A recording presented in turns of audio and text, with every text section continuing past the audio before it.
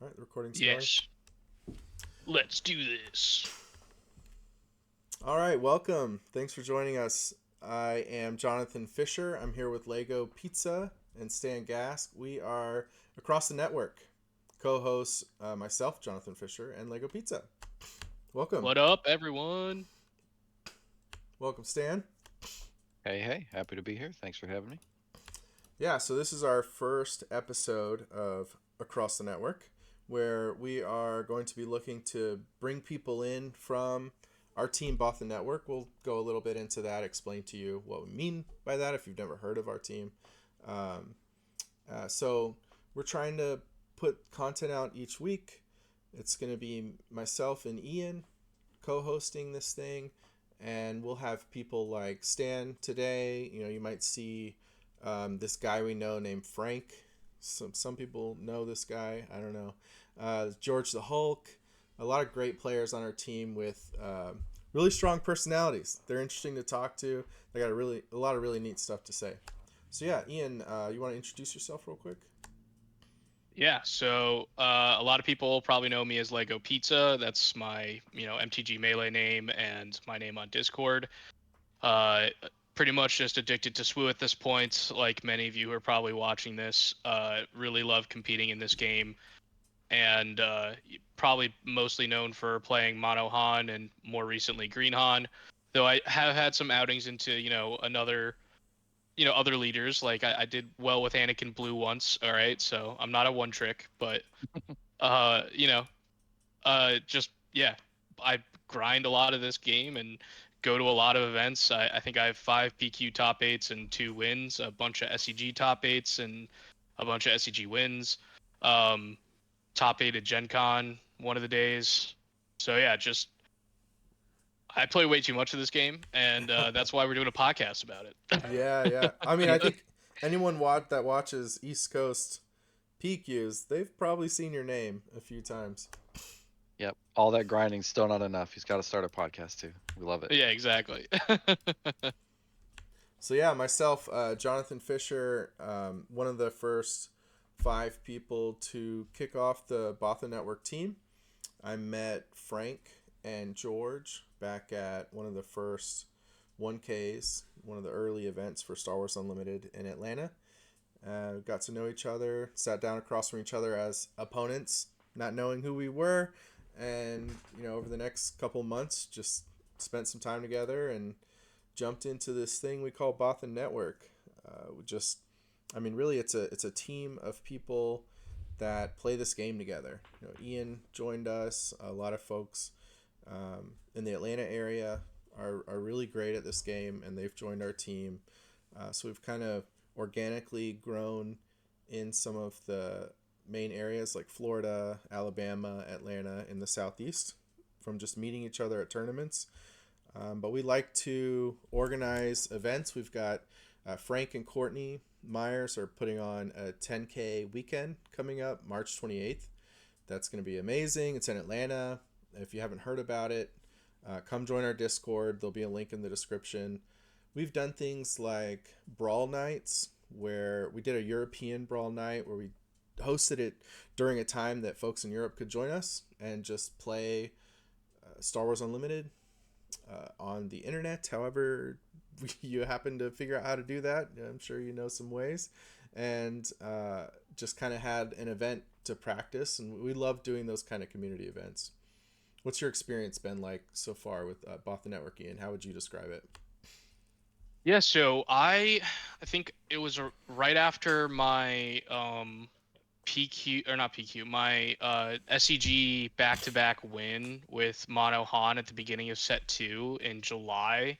Um I had I had known Ryan from Rebel Resource for a long time. We had talked a bunch even before the game was released officially, by playing in the TTI League, which is a great online league that exists. And so uh, I met him through that. We had remained friends for a long time. And then, uh, I had done really well at this SEG. And I was like, Ryan, I think I broke the format. Do you want to do a video about it? And he was like, hell yeah, that'd be awesome. Let's do it. So I did a quick interview with him after I won, um, and then he was like, "Hey, are you interested in like playing competitively like a lot and want to like join a team?" And I was like, I mean, yeah, that sounds awesome. Because really, it was just me and a couple of my friends, pretty much two of them. One of them who's also now part of the Bothan network, Chris Lewis, who's known as Tetra Rain. Um, but yeah, he was like my testing buddy, and then my friend Tyler was my testing buddy. It was really just like the three of us kind of working together to figure out how this game worked. And then Ryan was like, "Hey, like we're trying to form a team. Like, would you be interested?"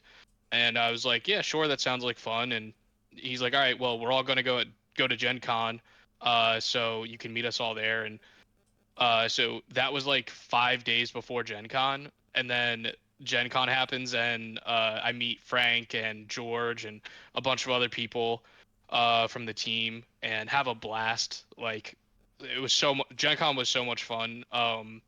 Just playing in a tournament every day, afterwards going out with drinks, talking to the SWU devs and buying them drinks, and it was a lot of fun. And yeah, pretty much after that, it was just the rest is history, really. I mean, I've been a part of the Bothan network since. I think that was like right after you guys had come up with the name, the Bothan network, Yeah, that which took was awesome it because took I a had no while. idea that yeah, I had no idea Yeah, that it wasn't like always the name or something. But we yeah, we went through a lot of different ideas, but yeah, um, yeah, that's great. And I mean, I remember that. I remember you joining. I remember that weekend when you came. You said, "I'm gonna win both of these events this weekend," with the audacity, that someone like you can bring to the table, and you did it. That was yep. part of what was so exciting about that weekend. But Stan, let's hear. I'm curious. What's it been like for you? And for those viewing, that is Stan. This is our still image of Stan. I swear, we're gonna get him a camera someday. Maybe next top I get a camera. We'll see. Yeah, no, I've Atlanta player here. A lot of great people in the area. Met Jonathan through tournaments around here, and then met a lot of the larger team at I believe it was a showcase tournament in Tennessee. Had a great time there with everybody. That was right around the start of set two, if I remember correctly. And kept in contact with everybody, working with the team, playing the game. Just like you guys have said, a bunch of people that have a great time hanging out together and love playing this amazing card game. Um, Super excited to be here, still playing this game. Looking forward to the future of the game, and just having a great time. Yeah, honestly, I think at some point there might be a segment on the podcast talking about just how to get friends together and organize each other around something like this. I don't want to dive into it too much now, but we keep mentioning it here, right? Like as we talk about our experience joining the Bothan network, and I think that's it's something that anybody can do. But maybe you need some ideas on how to do that. So that might be something we talk about in the future. But today, Stan, you just won an Atlanta PQ. Tell us about it. Yeah, so it was the PQ in Duluth, Georgia, hosted by Level Up Games. I brought Quinlan Tarkentown. I think it was like 100-ish, I forget the exact number, player field. 7 rounds of Swiss, went undefeated in Swiss, and then undefeated in Top Cut as well. So luck was definitely on my side. I played well enough to get there, and it was a great day. That's Yeah, yeah. awesome. A lot of team kills that day. Yeah, quite a few. I played a couple other locals as well, and then some people from out of town that I had a great time Yep. chatting with. Um, yeah, that's one of the things I love about this game. The community is so great. Um, Oh my god, yeah. especially when you compare it to like other games. Like I come from Magic, and Magic can be pretty decent sometimes, like in terms of community building, but it's really reliant on that local level being like not toxic. And usually what ends up happening, and I'm in the Northeast, right? So I played Magic mostly in New Jersey, and there was a lot of like grinders in New Jersey, and if the grinders were going to your locals or whatever, like it was a pretty toxically like competitive atmosphere and could be pretty off-putting to new players. Um, luckily for me, I like when I got into Magic, it wasn't that bad, but I had made friends really quickly with players who I knew were way better than me. And I was like, "Hi, I'm new to this game, but I want to play competitively. Can you teach me?" And I feel like if you do that, especially in SWU, but if you do that, like you'll have a better chance at like trying to find like-minded individuals who like want to help you get better. Um, and I think specifically in SWU, like we do that all the time in our public Discord, right? Like we get people, whether it's in a specific thread like the Monohan Cabal or sorry, the formerly Monohan Cabal, um, or just randomly in our like coaching section or our looking for game section of people who just want to get better at the game and want insight from really good competitive players, and that's what we're all about. Like we try not to say no, um, and we're not doing this to make money or anything like that. Like it's a public Discord you can join for free. We do have people who coach if you want professional coaching, but if you're just like, hey, I want to jam some games, I need practice into the Sabine matchup, like there's a handful of Sabine players that are probably going to jump at it, just because it helps them too. Yeah, and I mean, like you're hinting at, also we are still finite individuals, right? Like we love helping people, we love getting involved in the community. So then, from my perspective, some of that comes down to how can we scale that? How can we interact with more people? So things like this across the network podcast that we're trying out. How can we have conversations where people can still feel included, engaged? It's going to be interesting to see if there's questions or comments coming out of this that we can interact with. But yeah, that spirit of helping each other. I mean, in Atlanta, we did an event where we took our bulk and created decks out of commons and uncommons and tried to put signature leaders in there, signature characters that people are going to recognize if they've seen the films. And then we had an advertised event for learning how to play Star Wars at Cards HQ, the same place our 10K weekend's going to be at. And we had people come out that had never played before. We gave them 2 decks each. We gave them a little manual, tokens, things, whatever they needed to play the game, and sat down and taught them how to play. And it's just a great experience. I just love doing it. Yeah, that's awesome. So Stan, your PQ, you took Quinlan. What the Swiss experience, was that pretty smooth for you? Yeah, Swiss. I mean, the whole tournament went great, but Swiss went great for me as well. I started off the morning with kind of a softball matchup for me. My favorite matchup, Django Tarkentown. I think that's Quinlan's probably best matchup out of the like main decks. And he played well, but he didn't high roll, and I feel like that's Django's only way to win that matchup. So we got that one, got a kind of an easy one under the belt. Round 2, I played against a Bosk Blue, a local player, on control, and that's a similar matchup where I feel like, barring some extreme variance, I'm pretty favored to win that. So I felt good going into those 2 rounds. And then I think it was round 3, I get put on stream versus a Sabine ECL and play probably the worst, maybe second worst match of SWU for the day on stream. So that felt awful, but we still got eked out the win despite a couple misplays. Yeah, Thankfully. just Courtney was streaming that. So this event was streamed on the Blonde Sabine YouTube channel for anybody that wants to go back and check some of this out. Yep, yep. There's a full VOD of coverage of the day, some great casting, and some great matches.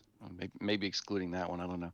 But after getting through that round, I think it was round 4, I played against a teammate, Phil, on his Obi-Wan ECL deck that he brought. Put Obi-Wan on the map, got his first PQ top 8, I believe. It was awesome. Although I did have to beat him in that round on my journey. Followed that up playing against another teammate, Joel, who was playing on Yoda Red. I forget now if it was Tarkentown or 30. We had a discussion on the merits of either of those after the match, but got through him as well. I should add, I was also very surprised to get through Phil 2-0, actually. I think Obi-Wan on paper is a pretty terrible matchup for Quinlan. The healing just directly offsetting the ping. Yeah. But again, luck was on my side that day. I got kind of ripped, got some card advantage, and then played around a Luke toward the end of the game in both games, and just kind of got there. So after Yoda, we went back on stream versus a Han 1 Blue, which was a very cool deck. Now there are two of them deck, trying to do things like drop an early Kiadi Mundi or a Luke on you earlier. So very hard to play around that, and very hard to feel out what was in the deck too. I lost game 2 to a bad read on some cards that I didn't think were in his deck, including a big Falcon that ended up blowing me out. But thankfully walked away with the win there. And then the last round for Swiss, as the two last undefeateds, myself and Chris Schutz, playing his Ray Tarkentown deck, and he's pretty well known for it these days. And we were the last two undefeated, so just to save time and get a little break, he beat me to scooping, and we took a break to end the Swiss cut. He scooped faster, huh? Yeah. That's great. Yeah. So just to wrap that up, then you went on to Top Cut. Yeah. So then, I know. I mean, you made it to the finals, so that was definitely on the stream. And already having to play 3 teammates. Yeah. Yeah. Well, 2.5, two with an asterisk. Yeah. Yeah, sure. Yeah, and then Top Cut. Top Cut here was very cool. I forget what the entire Top Cut was, but what stands out is there were two really cool Kylo Tarkentown decks that made it in top 8. And I got paired into one of them in top 8, and was able to 2-0 him. Both games he mulled for 1-drops and just didn't get them. So he ended up playing 2-drops in both games on turn 1, which I just get to ping Tarkentown, and so much of the pressure is off me immediately with those starts. So a bit unfortunate for him for sure. Yeah, and then can't see it in the stream, but every one of Stan's matches, I'm sitting right to his left, watching intently watching his road to victory. It was great. Yep, I love having the teammates in the corner cheering you on. Feels good. Always, yeah. Yep. And so then top 4, I'm back on stream if anyone wants to go back and watch it. But that's versus another Sabine ECL. Great player from the larger area. He's not Atlanta. I want to say he might be from Alabama, but I could be entirely wrong on that. I know he's in somewhere around this area. But he played well. Did not have any of the Sabine blowout cards though to really swing that in his favor, so I was able to get through him. And then the finals versus Frank, another teammate on his Sabine ECL, and that was a very close match. Managed to eke that one out 2-1 and take home the championship. Yeah, I know. Yeah, I remember watching that one. That one was such a crazy match. It was really well played by both of you. There was a moment in that match where Frank, he saw the victory. He has since won his own PQ, but at the time, neither of you well had earned won too. one. He's been grinding too. Yeah. And he whispered to himself, like, I can see it. It's like, I can't remember the exact words, but he started whispering to himself something. I remember it was game 3. We were both like drained and in the zone, and we get to turn 4 in the game, resource 5, and the board, I forget what the exact board state was, but basically it's played to a board state where I can't deploy Quinlan because it's very likely he has ECL Poe to kill him. And so Frank is feeling pretty comfortable in that regard. But I have what I consider my MVP card in that matchup in my hand, which is the sideboard Gamorrean Guards, which I drop first and then deploy my leader, and that eats the Poe swing and buys me enough time to get advantage in the race and win the game from there. No, I remember. That's exactly right. And I know when he was, you're sitting at the table and you have got it all mapped out. You're thinking about the cards in their deck, what's in their hand, how many resources they have. You see what's in your hand, what's on the table, and suddenly, it's all in front of you. And you see that road, and nothing can stop me. This is it. I'm about to win. and then Gamorrean Guards. Yeah, I think any other card there, he very likely has it, and that Gamma Guard just came in and stole it away. Yeah, another funny story from that PQ related to Gamorrean guards. You want to tell it? Yeah, sir. Our teammate Phil on the Oh my day god, I forgot about this. brought, like I said, his Obi-Wan ECL, so blue-green hero. Great deck, but on his deck list, mistakenly, instead of Gamorrean Retainer, which is the green 2-drop, writes Gamorrean Guards, which, for anyone that is not familiar with Gamorrean Guards, is a yellow 4-mana 4/4 that requires another yellow unit in play to give it Sentinel. So very clearly not the card he wanted in his deck. Yeah, Um, yeah. I wasn't sure if the judge was going to make him finish the tournament with actual like what he wrote down in the deck, like play a 6 cost, yeah, 4/4 yeah, that's only Sentinel if you have another cunning unit. yeah. The judges were very understanding. They were messaging in I think the primary judge Discord to get advice. You know how the best way to handle the situation when it's so obviously a mistake. Yeah, And thankfully it worked out. I believe they did allow him to play. His first match in I think it was the last round of Swiss was when they caught it. Was when with the deck check. So he yeah, had to play. He had to get a game 1 loss, and then thankfully they did allow him to keep the retainers. They didn't make him swap them out for guards. So he was on the winning end with a game 1 loss, and he got there. He managed to win his game 2 and 3, and secure his top 8 after that. But man, what yeah. a Also, Phil just couldn't catch a break. He had a lot of foil cards in his deck, and he got, I don't remember if he got deck checked or if an opponent pointed it out, but some of them were a little too bendy, and you could tell where they were in the deck. So going into top 8, I got 10th, I think.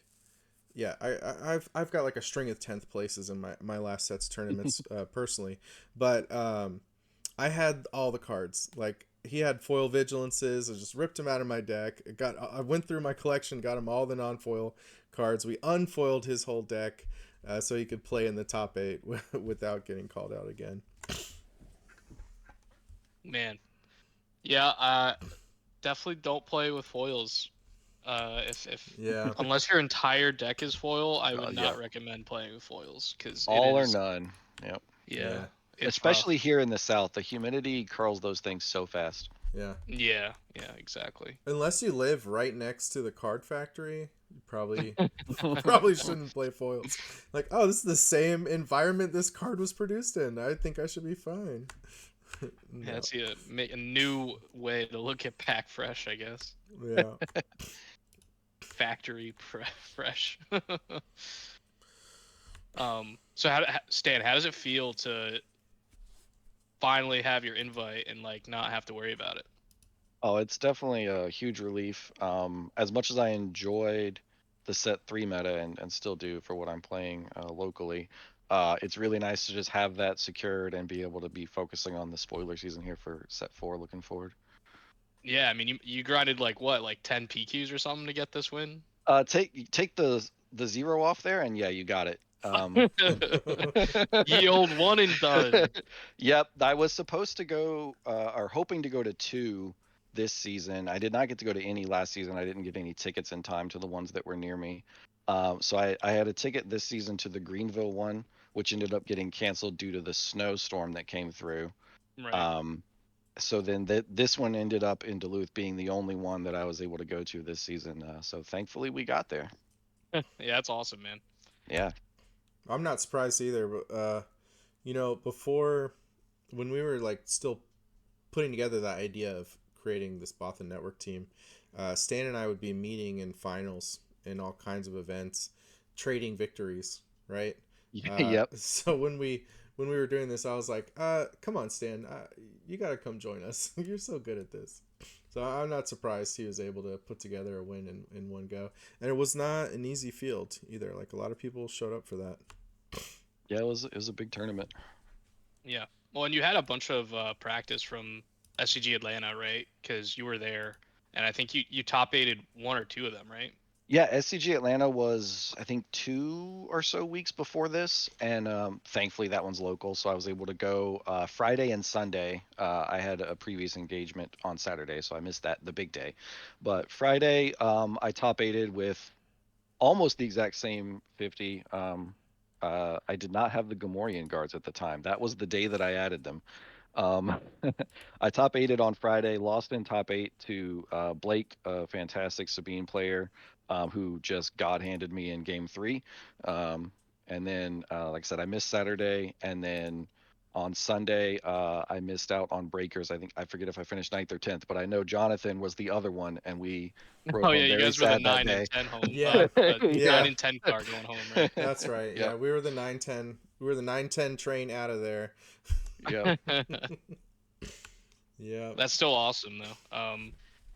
I mean, I know our fellow teammate Mickey D has been working on Quinlan Tarkentown for like pretty much the entire set as well. He got his invite um, a- around the same time. It might have been a week before, um, with Quinlan Tarkentown as well. Have you guys like? Do you guys agree on like the deck list together, or like were you working with him for most of that? Yeah, In terms of like the decisions that you had for like the deck, and like was Gamorrean guards your idea or his? yeah, we worked on it quite a bit. It's definitely I would say more so his child here that he kind of brought in and championed, and then I loved what I was seeing with it, so I picked it up, helped tweak it a little bit, and then I think we're on probably the I think at the time we were on the exact same main board. We've been testing some other things since and some sideboard cards, but uh, the deck feels for the current set like it's pretty close to optimized. yeah. What are you Yeah, thinking going into set four? Going into set four is gonna be the wild wild west. Anything goes. There's a lot of good cards I'm looking forward to trying in Quinlan. I do think Quinlan Targetown uh has some options for the next set. I think it's still gonna be a competitor. Um, a lot of it's going to depend on what other decks play. Quinlan is in a unique position where what your opponents play matters a lot to be able to maximize use of your ping and when you need to Tarkin Town or save it for a bigger threat later in the game. It could Yeah, change the answers we're running in the main board. So a lot of I think what the Quinlan deck ends up looking like depends on the rest of the meta, how the early meta shakes out. But I definitely think he looks like the future's optimistic for him. I think he'll have a place. you know what? yeah. I feel like the new Ahsoka unit seems like a slam dunk in pretty much any yellow red hero deck that wants to use discard to their advantage. Which I know most of the Quinlan decks rely heavily on because it's one of the best force throw decks in the game. It I, absolutely is. I think that's yeah, probably the best card in the deck is just Force Throw. It's absolutely insane. Um, that's one of the negatives. Really, I think the only true downside to the deck is that it doesn't have kind of like an I win hand like something like a Sabine or a Django can get, where like it almost doesn't matter what your opponent has. If you have the specific set of cards, you win that game the majority of the time. The closest thing Quinlan really has to that is multiple Force Throws. Yeah, So, but outside of that, it's so consistent, and I think it's great into the current meta of where most of your decks that you're seeing are uh, pawn versions, usually mono, Sabine, and Django. I think Quinlan's favored into all three of those. So if you look at a deck that's like maybe on the fringe of the meta, that can be all the biggest three decks and has game into the rest of the field, that's a winner in my book. yeah. yeah. I When know there's I been some. Oh, sorry, Jonathan. You can go. when I look at Quinlan Tarkentown, the deck itself, I see the red yellow heroic shell, and then I see a ping leader paired up with Tarkentown. Is that an apt description of this deck? Like, can we move that shell into other decks where we're not leveraging a ping leader with Tarkentown and we're doing something else in that space?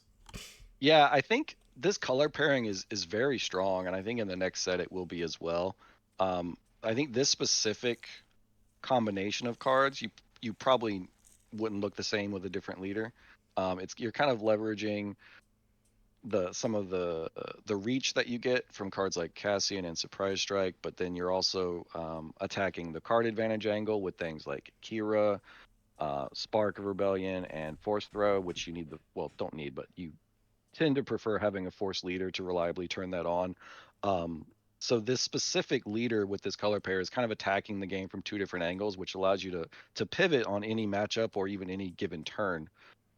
Which the same or similar shell with a different leader or base may or may not be able to do as well. Makes sense. Do you think that with set 4 being, there's a lot of new rebels, and I know that there's like some different versions of Quinlan Tarkentown around. Like there is a like more rebel focused version that plays like wing leaders and fleet lieutenants. Do you think that that might be more viable going forward just because of like the new rebel support? Because like I think there's a new rebel 2 drop in like space that seems really good. There's red 5, which like every time I've looked at that card, I feel like it's better and better. It's just like a I agree. three cost 3/4 in space that attacks and deals 2 to a damaged unit, which seems awesome with Quinlan. Yeah, I think so. I think first of all, the rebel version of Quinlan that does see some play right now, I think is also perfectly viable. I would not fault anyone for running it with the more heavy rebel focus or without. I think they're both very strong. In the future, who knows? Well, honestly, which way might end up being. It could just be that they're both good again, or one's clearly better than the other. I definitely am looking at a card like Red 5. That card seems insane. Um, with any kind of ability to reliably ping to put that first damage on.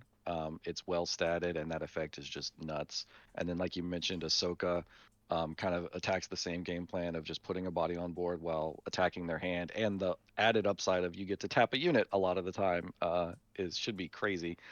There's some other great cards that I'm looking at right now, like the Sabine's Masterpiece has a lot of great text on it.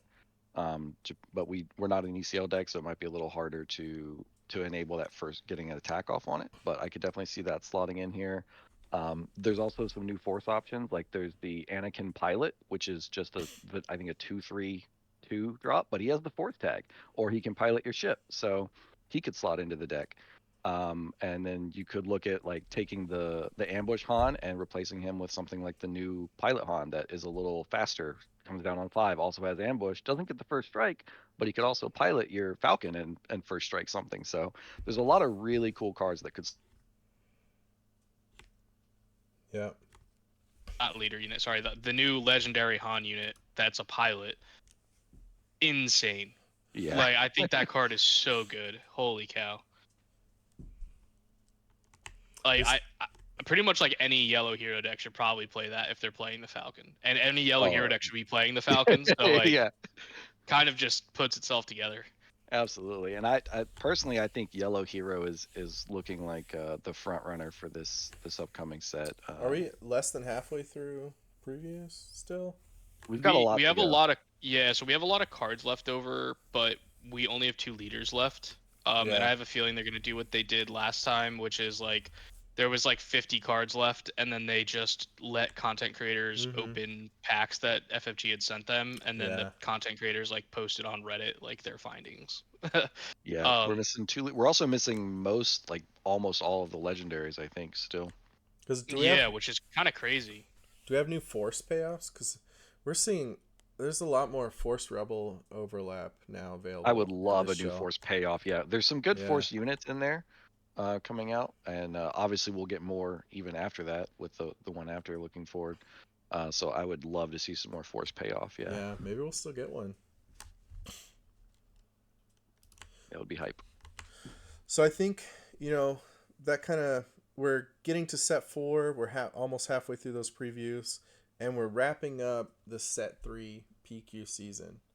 I got to play one PQ. Stan won that, and Ian, you got to play a lot of PQs. So maybe you can. What's your impression of what that season was like in season 3? Going to a lot of different PQs and seeing it evolve.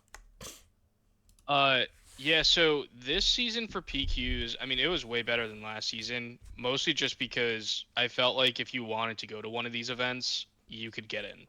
Like some of them sold out, but none of them, I don't think, at least all the ones I played, even though they were over 100 for most of them, none of them were capped at the 128 number. Like if you were on the Yeah. wait list, you got in, which I think was such an improvement compared to last season that just on that alone, I think it's a success. But also we didn't have like a boogeyman like Boba running rampage on the format.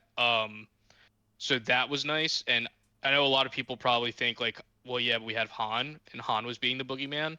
And I can agree with that to an extent. Like you look at Alex Blannon or myself, we have like together a dozen PQ win or PQ top eights with Han. And you think like, oh yeah, like Han's just running over the meta, but it does take a skilled pilot to play Han and then top eight and win. And I think that if it's the same person doing it over and over again, or like the handful of people doing it over and over again, it's like kind of hard to judge it. And that's kind of how Han was going into the season, where like there wasn't a lot of Han players, and those who were playing it were really good at Han. And then it seemed like there was a shift where like everybody kind of thinks that Han's just the best deck, and so more people were picking it up and playing it, and then doing well with it, which wasn't really happening last set. And that might just be because Boba, the Boogeyman, was a bad matchup, so the players who weren't as experienced with the deck were like running into Boba and just getting run over, not knowing what to do, and then kind of like drop the deck. Um, Yeah, I think a lot of those players were playing Boba as well. Well, that's true. Yeah. I mean, there was definitely a lot of yellow Boba players who were like, I don't know what to do anymore, and then decided Right. to play the other double yellow deck because they love playing Cunning, which I don't blame. Cunning's a great card. Um, and so I think there was a lot of transition that way. And then it just kind of like the first couple weeks were just like kind of blown out Han in terms of the top eight percentages and the win percentage. Um, but the meta did adapt over the last couple weeks. I mean, this is like what, week 6 or 7 now, Mm-hmm. and I think since week 3 or 4, the like percentage of Han in top eights and wins has gone down.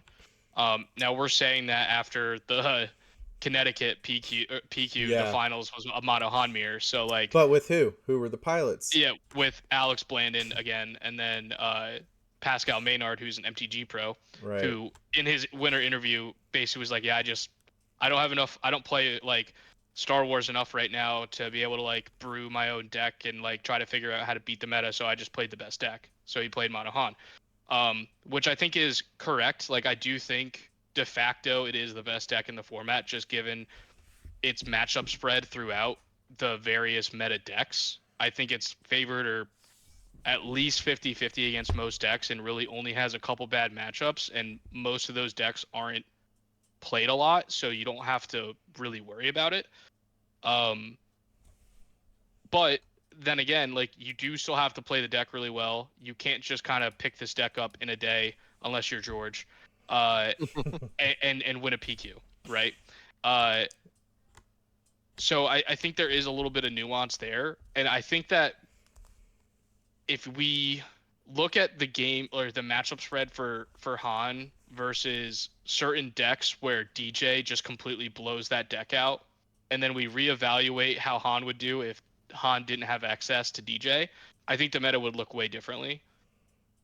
So specifically against like Palpatines and blue villainy like Bosk, blue hard control, or like even soft control like Kira or Krennic. I think the percentage that Han has in those matchups go way down without access to DJ.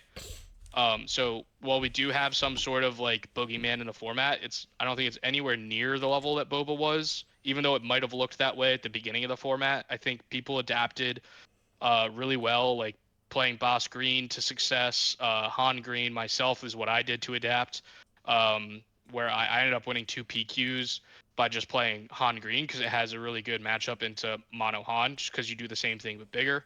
Um, and so, people adapted and that was great. But at the same time, like, I think if we really want to see the cards from set 4 flourish and the leaders from set 4 flourish, which there's a lot of really cool 6 cost leaders, uh, I think we kind of need to let DJ go. And what my hope is that they just ban DJ and FFG don't ban Han, because I think if we take DJ out, Han is fine. I think it's still a good deck, but I think it's Yeah. has way worse matchups into the control matchup without being able to mess with their resources. I mean, if you Um, come from Magic, Han gets to Lotus Petal every turn. He gets to turn any card in his hand into a resource. And that oh, is very powerful. And I agree. the only other leader that's been banned is a resource leveraging leader. Like that is a dangerous space to be in. It is, and I do think that it puts some amount of constraints on them in terms of the design space of specifically 3 drops and 7 drops. 3 drops because Han can play 3 drops on turn 1, and really no other leader can do that besides a different Han 2. Uh, but obviously there's the caveat of it taking 2 damage there. Yeah. And then 7 drops because Han gets to 7 on the 5 resource turn, if he gets to get the attack Yeah. off after deploying. I mean, as a So Palpatine player, if you couldn't destroy the resource that you took from DJ, Yeah. I like my chances. Like no, I agree completely. that's all I need, from my perspective on that deck. Yeah, I agree. Well, even though Han is, I think, pretty unanimously considered the best deck, if I would certainly say it's the best deck of the current format. It's not as oppressive as Boba was. It's also a lot harder to pilot, and it's a lot more interactive. The flip turn, it's often the case where you can prevent them from getting to 7 or make Yeah. it very difficult for them to get to 7. Whereas Boba, they just kind of did what they were going to do, and there was Yeah. not a lot you could do about it. Agreed. And yeah. he was intrinsically overstated. We don't see his stats anywhere else. Yeah, And Right. he had 2 bespoke cards that were very good. It was I it was a 100% different agree problem. with. I think that if he was a 4/6, I don't think he would have needed to be banned.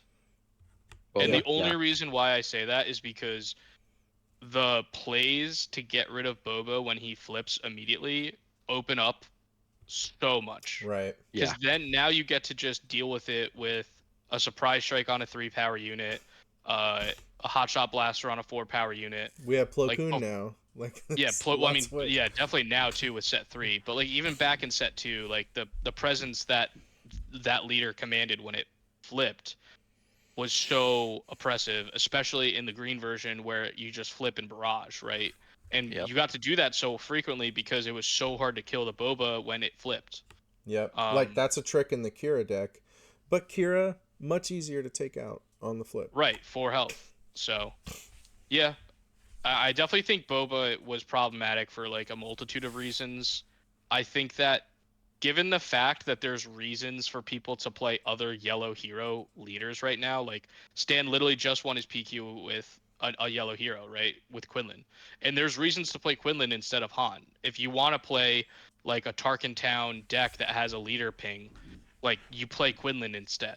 And that makes a lot of sense. Like there's going to be metas where Quinlan could be more well positioned than Han because you could take care of a variety of units and strategies that maybe Han can't. Where Boba, it never really felt like that. Like none of the villainy cunning leaders Right. That's exactly right. could really Yeah, ever he was. compete with him. Yeah, he Yeah. was just boxing out the entire color. Yeah. I If do think that maybe like the Django Tarkintown would have been better than a Boba Tarkintown deck doing the same. Like if you just took the same 50 cards and you put Django as the leader, or you put Boba as the leader, I do think Django would actually be a better deck because it could utilize those pings better. But there's a total chance that like yeah, there's just the still raw stats Yeah, I don't and the know. untap He's still still makes the Boba untapping deck better. resources. There That were flip people. turn. There were people winning showdowns with Boba Tarkintown in set 1. Yeah, Like yeah, he. Yeah, I mean Carlos top aided our teammate Carlos. He top aided a PQ last set with Boba Tarkintown. It was like just the whole space strategy. Our other teammate Colby Kodamarin, he got second at the Orlando PQ in set 2 with it, losing to Reflex, who's like a great player. That was still one of my favorite finals matches I've ever watched. It's interesting. This And conversation is about set 3 PQ season, and we spent so much time talking about Boba, who was banned right as that season started. But it's because that's such a big impact on what we're able to do. I mean, even though we do still see like the same 3 decks doing 40% of the meta, there's a lot of other decks out there that are still making it to top 8, still doing well. Yeah, no, for sure. And I think like last week there was like 2 different Kiras that won a PQ, or maybe that was the week before that. Like there's been a bunch of like resurgence in other decks, and the meta has been adapting, which I think is healthy.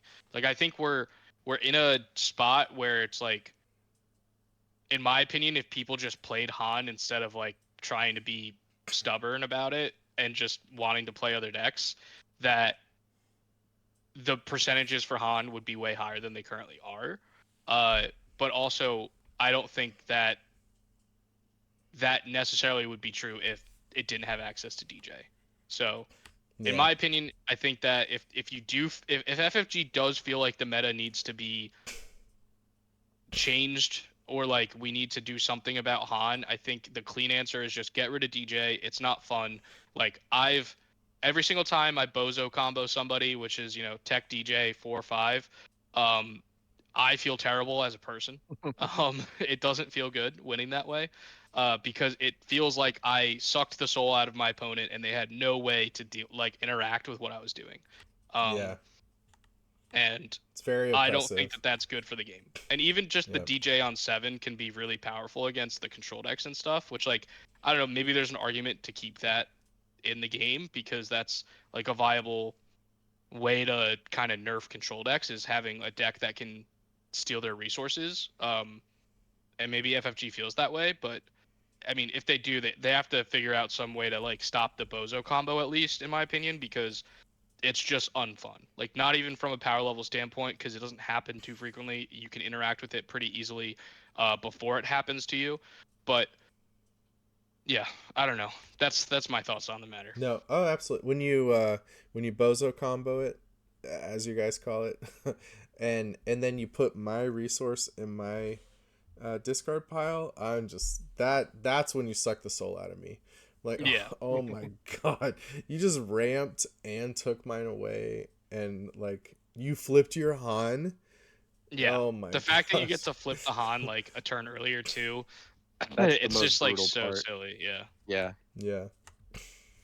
Like maybe Yeah. if this game, like, your leaders didn't come in untapped, it wouldn't be as backbreaking. But like, But it yeah, sounds like overall, like we like the decision to free space by removing Boba, and at the end of this season, we recognize like this other problem that's still there, still causing some bad feeling moments, and then also some moments where it's not just bad feeling, it's just oppressive in that game state.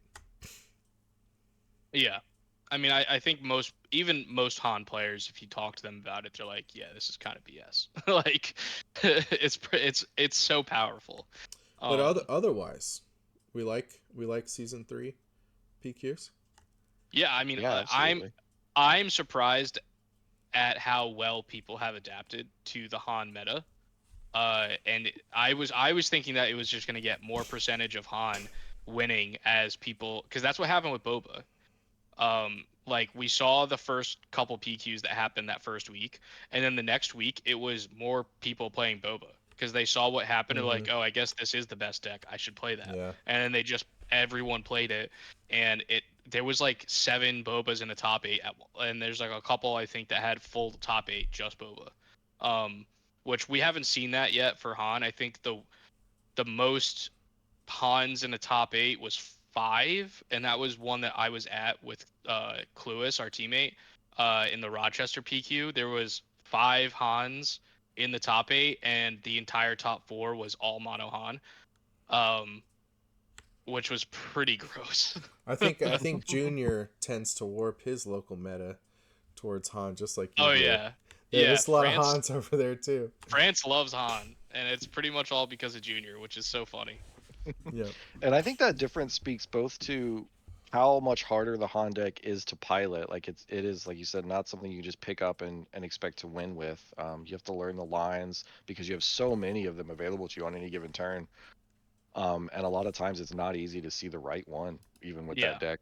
Um, and Well, I know then for the Rochester PQ that I was at, where there was like 5 Hans in the top 8, uh, a bunch of those guys who are local to that area, like a couple of them top 8 with Han, they told me that when I went there at the Sep 2 PQ and played Han there and top forward that PQ, that I like opened their minds to Han, and they like switched to Han from that point on, and they've just been playing it Yeah. since then. And so they had gotten really good, and like this young kid, uh oh my god, I forget his name.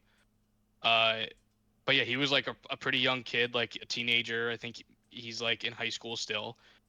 Picked up the deck after I played him, and in the set 2 PQ, and then he came back for the set 3 PQ and ended up top 8ing, and he was undefeated in Swiss with it, which is like Yeah. so cool to see.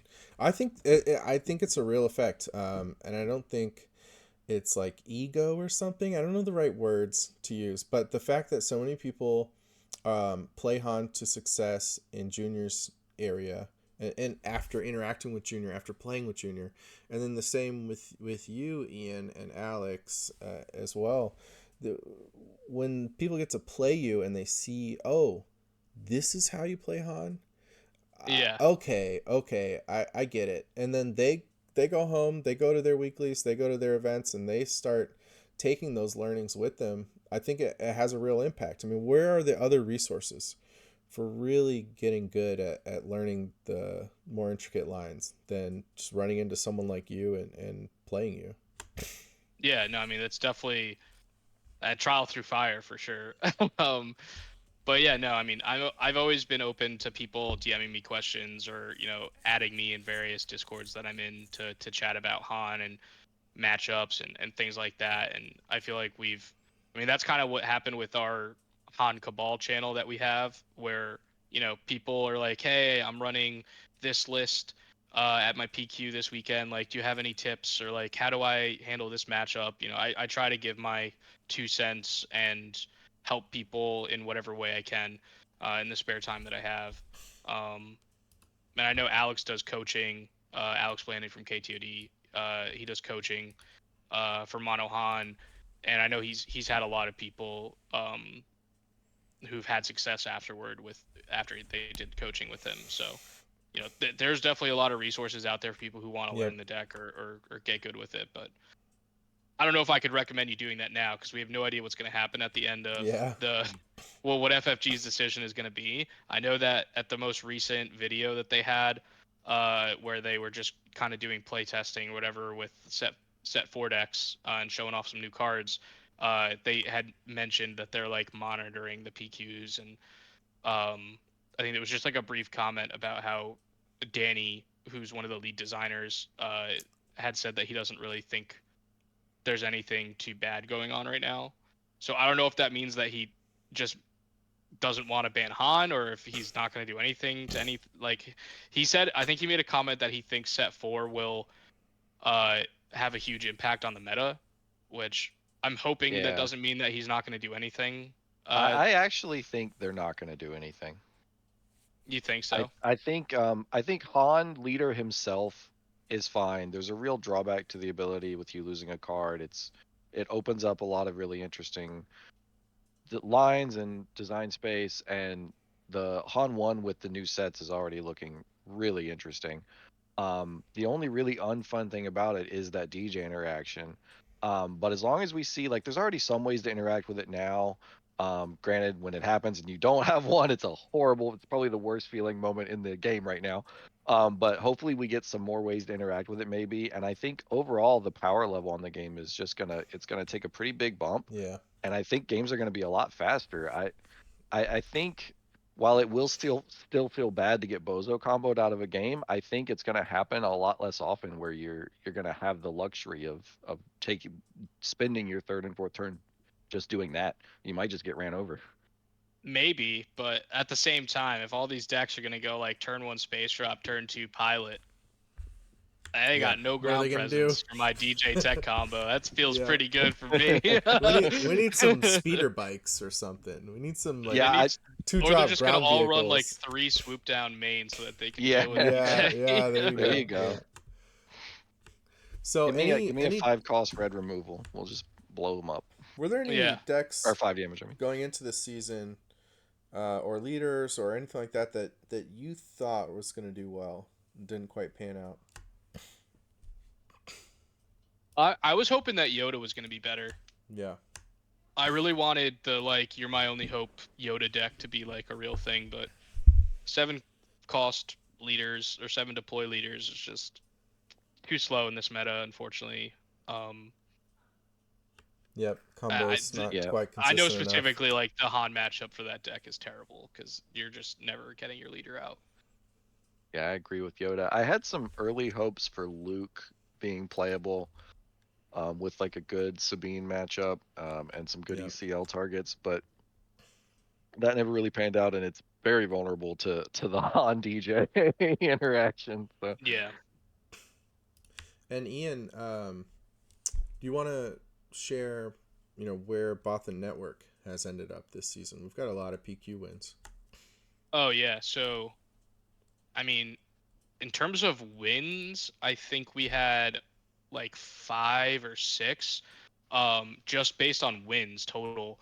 But we have, I think, Right. 11 of us now out of the like 20 or so that are active, um, that have invites. So, uh, Buku, who I honestly don't know what his real name is. He's European. He's a great guy. Um, Sorry, Buku. Um, he got his invite this season. I got my invite. Uh, Junior already had his, but he got another PQ win. Um, Frank, George, Mickey D, Ryan, Joel. Joel had his from last season, and so did Jeff Balloon Hands. Uh, Mephisto got his, and then Stan. So I think that's 11 of us. One, two, Yep. three, 4, 5, 6, 7, 8, 9, 10, 11. Yeah. So there's 11 of us that have our invites, which is really awesome because I think we went into the season with 4, or maybe it was 3. I don't even think it was 4. Yeah, I think it was. I think it was Junior, Joel, and Jeff. Definitely Junior, Joel, and Jeff. Oh yeah, I think it was And just those 3. Yeah, yeah, yeah. yeah. And then So so the 8 of us got ours this season, through set 3 PQs, which has been awesome because it really has felt like every single week we've gotten 1 or 2 people been like, "Yep, I got my invite," which is just so awesome to see. Like you Yeah. having like a PQ across the world that's happening for me and being able to like see my teammate win it or get their invite, through it like passing down or whatever is just so awesome. And the frequency at which we're getting these invites is so awesome to see because it's really awesome to see the hard work that we're putting in pay off every single week. yeah, Like Yeah. it's so cool. Yeah, the love to see it. validation's nice. And it's not like we didn't just recruit a bunch of PQ winners into this team, right?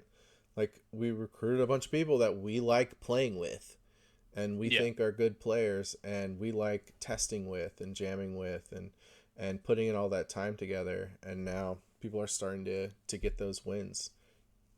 The Yeah. validation is great to see. Yep. It's really awesome, and a lot of it, you know, I mean, thankful for Stan, right? Like he got to do it on his first one, but uh, you know, Frank played like 6 PQs before he got his win, and he had multiple finals appearances. Um, Yeah. Daniel had played in a bunch. Uh, Again, also a finals appearance where he lost to Frank, and then the next week he won, which is like Yeah. that's so sick to see. Um, but There's a yeah, I lot mean, just there's a lot to say the, about the that the grind grind. is real, but Yeah. that just shows that if you are persistent enough and you play your deck, you know it well enough, and you just through trial and error, like the luck will eventually be on your side. And not just luck. Like Yeah, yeah. the I just more meant you like yeah, there's a we lot of all are that. assuming we're good players, right? So like if you're a good player and you like don't have success one tournament or you get to top 8 and like you lose in the finals, you lose in top 4, like just keep going at it and eventually the quote unquote luck should turn around in your favor because like if you consistently can be there, that's the skill Right. part, and then just getting that last like win or two in the top cut, Yep. that's going to sometimes come down to luck. Yeah, I looked at my 10th place at my PQ, the same PQ stand one, and I looked back on the 2 losses that I had, and I can see things I could have done differently, you know? Yeah. So you're walking away with new learnings, new approaches, maybe some deck changes, maybe, you know, what you're growing each time. You're not just taking another shot. You're not just rubbing another scratch off to see, or buying another lottery ticket. You're growing each time too, and that's what's exciting and fun about it, I think. Yep, you're learning new lines. You're figuring out a matchup that maybe you didn't quite understand before. You're Yep. tweaking your deck, and it's those little adjustments that get you that extra Yeah. percentage you need to get there. Mike beat me in SCG Atlanta on camera in like the most embarrassing fashion. And so then I sat down, I was like, okay, I can't lose to this deck like this again. So what do I need to do? Figured it out from my perspective. And then since then, I've been smashing that deck, but it's because Mike just kicked the crap out of me on camera, and just sometimes that motivation really helps you solve that next puzzle. Yeah, I lost on the Friday of SCG Atlanta. I lost to 2 Sabines that day, and then that same day I figured out how I wanted to play that matchup, Right. adjusted my sideboard for it, and I have not Yeah. lost to a Sabine since then. And for me, it just gets Wow, really? stuck in That's my awesome. head. It gets so stuck in my head, you know, when you have that moment, and like I go to sleep, Well, I'm that's like, good. man, how am I gonna beat that Keep the deck? losses fresher in the mind than the wins, because Yeah, Yeah, that's how yeah. you the that's how you losses are turn the losses into yeah, wins. the losses are your biggest learning experiences. Mm-hmm. You know, if you go through the match and it thing you could do to play around it, maybe. If not, okay, we go to the next one. But you know, could I have done this or that differently? You know, find the percentages. Yeah, I know for myself, those are the things I just completely obsess over. The losses, and like the what were my options? What lines could I have taken 2 to 3 turns earlier? How did I put myself in that position? Oh, trust me, I thought about that game 3 with Blake that entire SCG weekend. Yep. Just running back the different lines I could have taken, and if any of them got me out of that horrible deficit with his hand. Well, let's get to set 4 cards.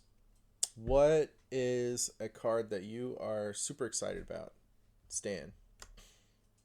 Outside of the Quinlan deck, like I'm looking at new leaders. I'm looking at that Luke, the pilot Luke, looks so cool to me as kind of doing a similar thing with Quinlan where you get to ping, but obviously a very different requirement to enable that one, and being a really cool pilot himself. The only leader we have who can't be defeated by confiscate, I believe, right? Yeah. Yep. Yeah, Yeah. His pilot or Fang side says Fighter. that Yeah. the upgrade cannot be defeated. Yeah, so that's pretty cool. And then getting the ping, I think there's a Tarkentown version that could be really cool. ECL is also just a very strong card still, and there's a lot of really Yeah. good ECL targets in Red Green Hero. Yeah. I think that's looking really interesting to me. If I people think the think they're just pivot too gonna is shove 3 confiscates in their deck, and then this guy's running around. Yeah, yeah. Luke doesn't care. I think Fang Fighter for me is the upgrade hate I'm most looking to play, but obviously you have to be in red for that. But being upgrade hate and a ship for your pilots is great value. yeah, it's a cool way to Or break something the like pilot mirror. aggression. I think aggression is, in my eyes, been the worst of the mono double color, whatever those are actually called, cards up until now. But aggression looks to be positioned incredibly well in the next set. Yeah, I agree. There's a lot of 3-4 ships that got printed, and people are going to play them. And aggression being able to 2-for-1 by killing it and drawing a card, or killing it and untapping a unit, or killing it and defeating an upgrade on another ship is like super Yeah. great. You can also defeat the Yeah. upgrade that's on a ship and then deal 4 to it to kill that ship and the upgrade that it had on it. So yeah, Yep. there's some really cool blinds with aggression If next they set. ever have a damaged ship with a pilot on it, where the ship has enough damage to kill it, and they have another ship at 4 life, and aggression nukes the pilot, which kills that ship, and then the 4 damage kills the other ship, you win that game from there, right? Like that's such a Yeah, crazy it's such huge tempo tempo. swing. Yeah. You just want your Yeah. opponents to set you up for that every game, Stan. Yeah. Well, he can ping him with Luke. Yeah, He's yeah. figuring it out. Luke and red 3 and aggression, and your whole board's gone. Or red 5, sorry, the red 5. Yeah, the red 5 Yeah, the unit's new so one. good. Especially if you Um, put Luke on that thing, that's disgusting. You get the 3 damage from Luke and then 2 more from it.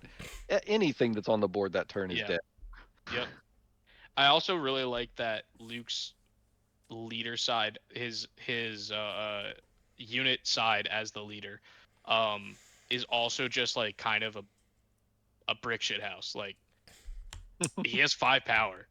Yeah. That's really good for a 6-drop leader. It is, yeah. Um, We look at the current leaders who obviously they have impactful effects when they're deployed on the ground, but like getting even just 4 attack on your leader is very strong. And now we've got these pilot leaders that can deploy with 5 attack to the ground. That's crazy. yeah, so I think it's really cool to be able to pivot where it's like, oh, they expect you to like put your Luke leader as a pilot. So then they like play a Bright Hope or something. And then you just like, I'll just deploy it to the ground and hit you for 5. Like Yeah. it's gonna suck for you either way. Like Right? And then I'll claim and hit you for 5 again. That's 10 damage already from my leader. yeah, Yeah. Like exactly. that Just in general, the pilot lane dodging is going to be an interesting dynamic. Yeah, I agree. Yeah, I Um, think pilots are so strong and they feel very flavorful. I love this mechanic from them. yeah, my favorite pilot that's been previewed isn't a leader. It's actually a unit. Boshek. I think he's a 3 cost 3/4 in yellow. No, not villainy or hero. And then his pilot upgrade is +1/+2 for 2. And when you play it as an upgrade, you discard the top 2 cards of your deck, and if they're odd costs, you draw them. And I just want to play him in every single deck. I don't Huh. know.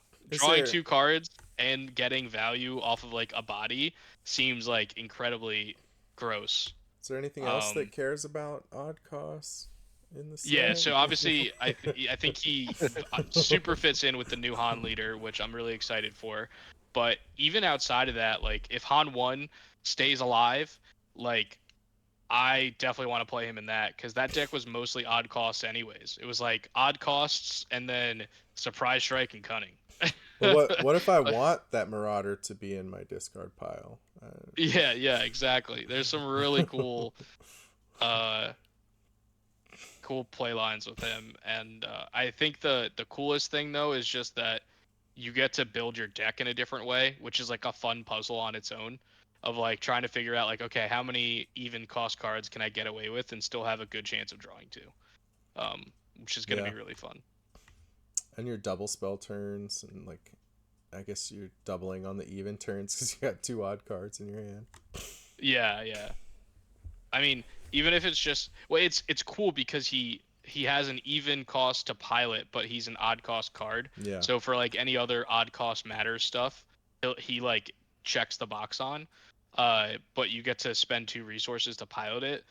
Um, so you could like do that and then play 2/1 drops. Like the options are endless. But I think he's just super powerful. my card that I've been thinking about is the Trench Leader. Oh yeah. Just I still, it's one of those where I still want to see the rest of the set. Are we going to get some more discard pile interaction? But even just if you show me nothing else, then when I draw resupply late in the game and I don't want it anymore, I'd rather it be something else. Let's just change it out. The fact that it says 3 instead of 4, or it couldn't be 2. That's just almost everything, right?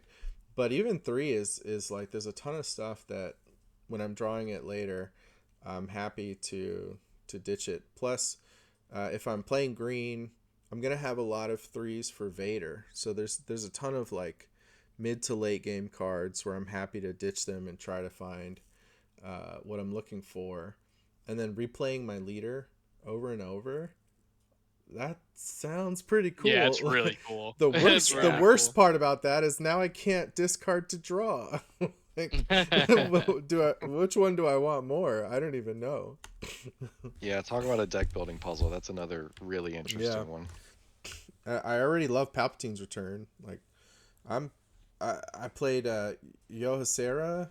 I don't know how to say his name. He was Oh, playing. Joshua from England. Yeah. Okay. He was playing me with Afra Green, and he had the Palpatine's returns in his main deck, and that's not a new idea, right? Like discarding off the top and trying to hit some force units. But Yeah. now we can do it on purpose. we don't have to look at the top of our deck and pray for it. Yeah. Yeah, Trench is very cool. I love that they're willing to print these interesting interactions with the leader Yeah. and things going too. So that's really cool to see them start doing stuff like that. Like the Poe leader, like being able to do things with it without using up your Yeah, epic multiple action. deploys essentially is really cool. Yeah. Like that the play patterns against those decks are just going to be not what we're used to, which is just fun in and of itself. Like, Yeah. talk about having a fresh meta. Like, if those leaders are popular, and are competitive, like, we're gonna be playing a different game. Oh yeah, yeah. We're so used to your leader has a semi-impactful frontside ability, and then you get one deploy, one epic action. And now here come Poe and Trench, and you just got to think about it completely differently. Yeah, that eject. Oh, that's gonna be awesome. Well, I think that about wraps it up. Anything else on top of your minds, guys, before we close this out? I mean, I would definitely like to thank Stan for coming here, talking about his PQ experience. I think this is a great way to cap off the season. If people who are watching this, who've stuck around to the end, if you have any feedback for us on, what we should do with these weekly episodes, like if you have suggestions on topics to talk about, please let us know in the comments. We want to try to do these weekly and have them be fun and interesting, and talk about topics that people care about in the community. So, yeah, I mean, that's it for me. I mean, this was a lot of fun. Yeah, thank you guys for having me on. It was great to talk about some Star Wars with y'all. We're super excited for the next set and brewing and seeing the rest of the spoilers. So yeah, if you're interested, jump in the Discord with us and start a conversation. Love to talk about it. Yeah, and like Ian said, we want, our idea is to do this weekly. We have plenty of, according to Tata, we have 128 members on the team. I don't know, some like astronomical number of Bothans that have to die for any of us to get a PQ win, but we Definitely on my track. yeah many Bothans. You just killed them yourself, but there's a lot to talk about. A lot of interesting personalities. I'd love to get in front of you as the viewer and like hang out with you in this format. So let us know if this is interesting to you, if you want to see more, if you want us to keep going. From my perspective with putting in the work for something like this, it's not at all about like monetization or anything like that. I would not be putting the time in for something like that. When you write your comments and you let us know what you liked about something that we produced, something that we put together, that means so much more to me than anything else, really. That's what I'm looking for. So let us know what you want to see, what you like about this, and share your ideas. We'd love to have them. Yeah, if there's like a specific Bothan that you want us to do an interview with, we can totally do that. Possibilities are endless, honestly. So whatever the community wants, we shall deliver. Yep. So if you're still with us, thank you so much. I love Loopy, so I'm going to steal his line as a form of flattery. You're our hero, and we'll see you around. Thanks, everybody.